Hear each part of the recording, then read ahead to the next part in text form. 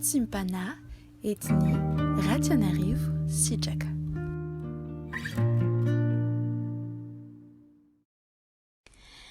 Nous savons que nous sommes de Dieu et que le monde entier est plongé dans le mal. Prions. Seigneur Jésus-Christ, merci de nous avoir réveillés ce matin. Merci Seigneur parce que malgré nos nombreuses imperfections, malgré tout ce que nous avons pu faire hier, Seigneur, des choses que nous avons pensées, là où nos pieds, Seigneur, sont allés, ou encore ce que nos mains ont touché, Seigneur, malgré toutes nos imperfections et nos impuretés, Seigneur, tu nous as permis de nous réveiller ce matin, tu nous as permis, Seigneur, de entendre encore ta voix. Merci Seigneur pour tout cela, merci parce que tes compassions, Seigneur Jésus-Christ, se sont renouvelées pour chacun d'entre nous ce matin. Et comme dit ta parole, là où le péché a abondé, la grâce a surabondé. Et nous croyons, Seigneur Jésus-Christ, que ta grâce a couvert, Seigneur, nos nombreuses fautes, a couvert, Seigneur Jésus-Christ, nos nombreuses imperfections, a couvert, Seigneur Jésus-Christ, le fait que nous soyons si imparfaits, Seigneur Jésus-Christ. Merci parce que par toi, Jésus-Christ de Nazareth, nous pouvons accéder à cette perfection du Père. C'est pour cela que tu as déclaré, Seigneur, que soyez parfaits comme votre Père est parfait, c'est-à-dire vraiment soumettez-vous à la volonté du Père afin d'être vraiment des outils pour pouvoir faire sa volonté, pour être vraiment ses enfants en toutes circonstances. Te demandons, Seigneur, d'ouvrir notre cœur, notre esprit, notre âme, afin de véritablement accueillir ta parole, pouvoir l'appliquer et la vivre, Seigneur, à chaque instant de notre vie. En ton nom, Jésus-Christ de Nazareth, nous prions. Amen. Avant cette prière, je vous avais cité une parole qui se trouve dans 1 Jean chapitre 5, verset 19. 1 Jean chapitre 5, verset 19, où il est écrit au nom de Jésus-Christ selon la traduction Osterwald. Nous savons que nous sommes de Dieu et que le monde entier est plongé dans le mal. Amen. Nous savons que nous sommes de Dieu et que le monde entier est plongé dans le mal. Ainsi, le thème de ce jour, chère famille en Christ, s'intitule « Le changement de pouvoir ». Mais de quel pouvoir parle-t-on? Est-ce que c'est le pouvoir législatif, judiciaire, le pouvoir exécutif? Ici, ce ne sont pas les pouvoirs que nous pouvons voir dans un État de droit, par exemple, mais ce sont des pouvoirs et des autorités spirituelles.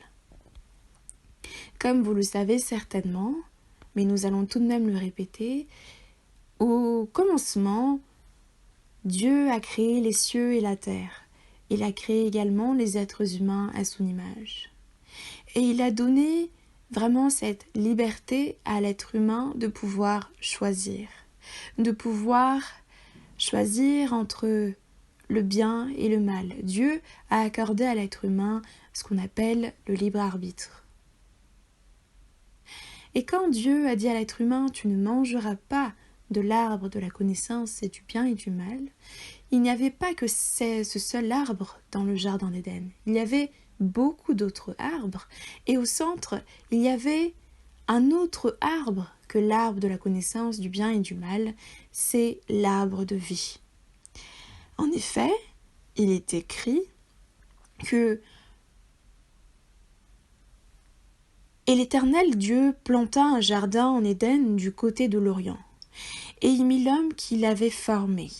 Et l'Éternel Dieu fit germer du sol toutes sortes d'arbres agréables à la vue et bons à manger, et l'arbre de vie au milieu du jardin, et l'arbre de la connaissance du bien et du mal. » Amen. Dans Genèse, chapitre 2, versets 8 et 9. Ainsi, il y avait deux arbres au milieu du jardin d'Éden, l'arbre de vie et l'arbre de la connaissance du bien et du mal.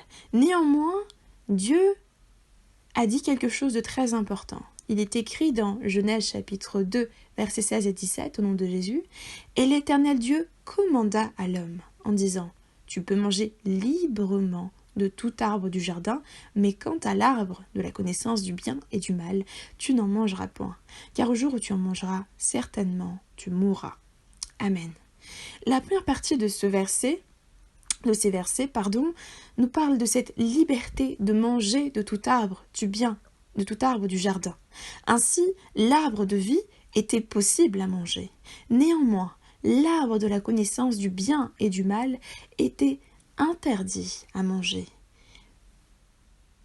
parce que le jour où l'être humain allait en manger, alors il mourra. Est-ce que cet arbre serait la source de la mort? En réalité, non. Mais c'est le fait de ne pas respecter le commandement de Dieu, de ne pas manger cet arbre-là qui conduit à la mort spirituelle, puis la mort physique, c'est-à-dire la séparation avec Dieu et l'entrée du péché dans l'être humain, ainsi que dans toute l'humanité. Ainsi, nous voyons que Dieu a donné la liberté à Adam et Ève de faire ce choix, de manger de l'arbre de la vie ou d'autres arbres dans le jardin, et de ne pas manger cet arbre de la connaissance du bien et du mal. Pourtant, ils ont fait le choix de désobéir au commandement de Dieu et de manger de cet arbre de la connaissance du bien et du mal.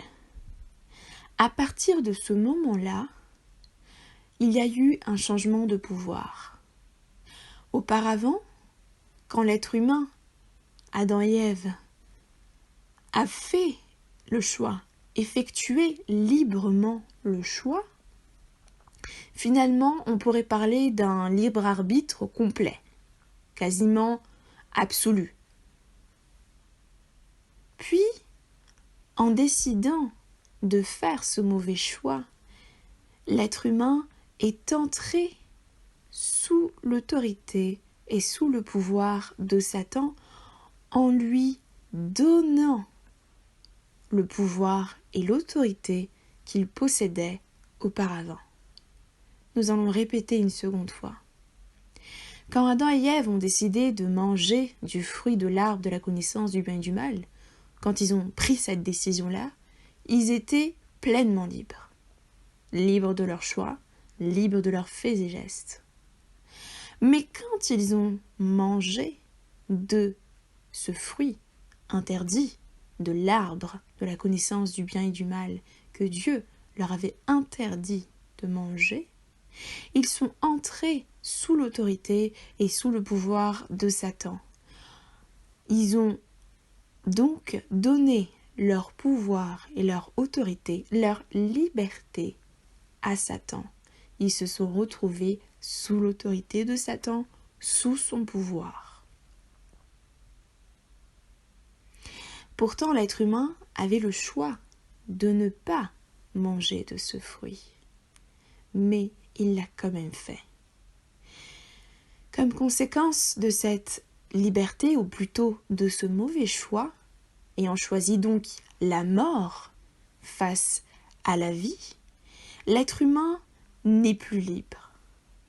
Ainsi, toutes les fois où l'humanité a proclamé qu'elle était libre, qu'elle possédait la liberté la plus absolue, que ce soit de penser, d'être, d'agir ou de faire, l'humanité se leurrait.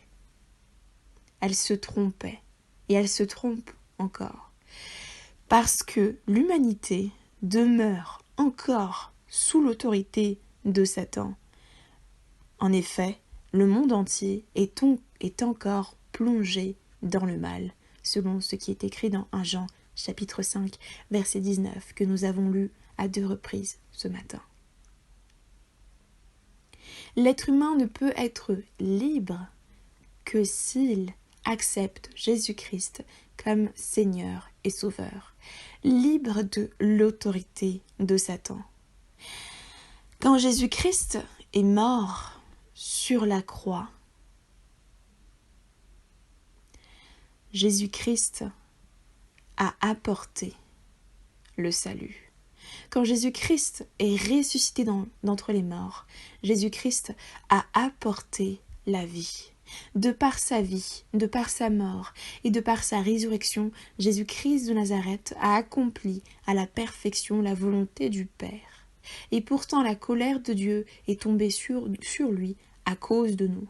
Il s'est chargé de nos fautes, de tous nos manquements. Et la sanction qui devait tomber sur nous est tombée sur lui. Ainsi, par Jésus-Christ, nous obtenons la liberté et la vie. Dès lors, si une personne accepte Jésus-Christ comme son Seigneur et Sauveur, qu'il aime Jésus-Christ, qu'il sert Dieu par une relation avec lui, pas en suivant simplement des règles, et que par nos chutes, nos manquements, nous entrions dans des réflexions de vie et de condamnation, et non de condamnation, c'est-à-dire que nous ne sommes plus dans cette optique de « je vais être condamné », mais plutôt « je vais m'approcher de Jésus-Christ pour obtenir la vie et le salut ». Et le fait que nous gardions notre cœur de retourner en arrière vers les œuvres de la chair, c'est-à-dire vivre selon l'arbre de la connaissance du bien et du mal uniquement, alors, à travers ces 4 démarches, l'arbre de vie vit pleinement en nous et le changement de pouvoir est effectif. C'est-à-dire que, au lieu d'être soumis à l'autorité de Satan, au lieu de ne plus être libres, nous sommes redevenus libres en Jésus-Christ et que nous sommes désormais sous l'autorité de Dieu, c'est-à-dire nous revenons à notre identité d'auparavant, avant la chute. Mais ce changement de pouvoir ne fonctionne pas et n'est pas effectif ou n'est pas efficace si ces 4 démarches ne sont pas effectuées.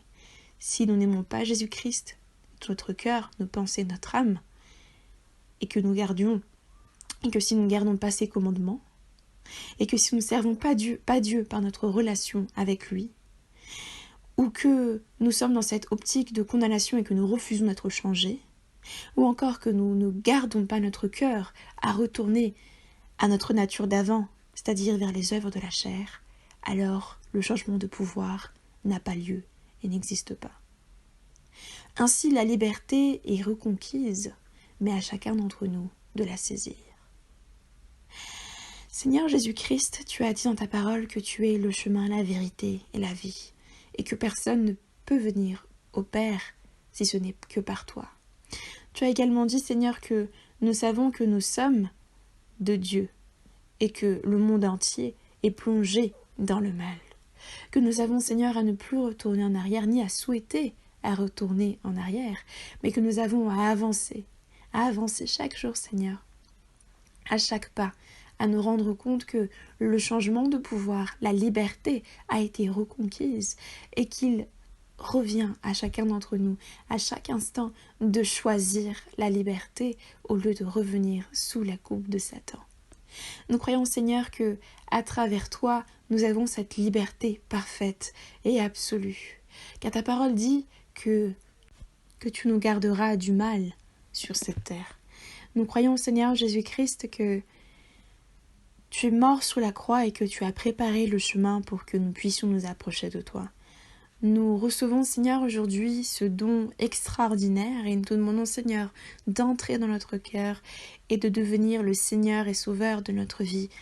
Nous croyons, Seigneur, que aujourd'hui, il y a vraiment cet appel fort que la liberté a été reconquise par le Roi des Rois, le Seigneur des Seigneurs, et que la mort n'aura plus de puissance sur nous, c'est-à-dire la mort physique et la mort spirituelle par-dessus tout.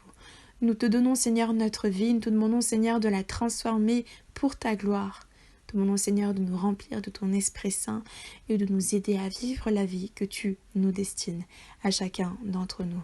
En ton nom Jésus-Christ de Nazareth, nous prions. Amen. Chère famille en Christ, le changement de pouvoir a été effectué. À nous de vivre cette liberté reconquise. Soyez bénis.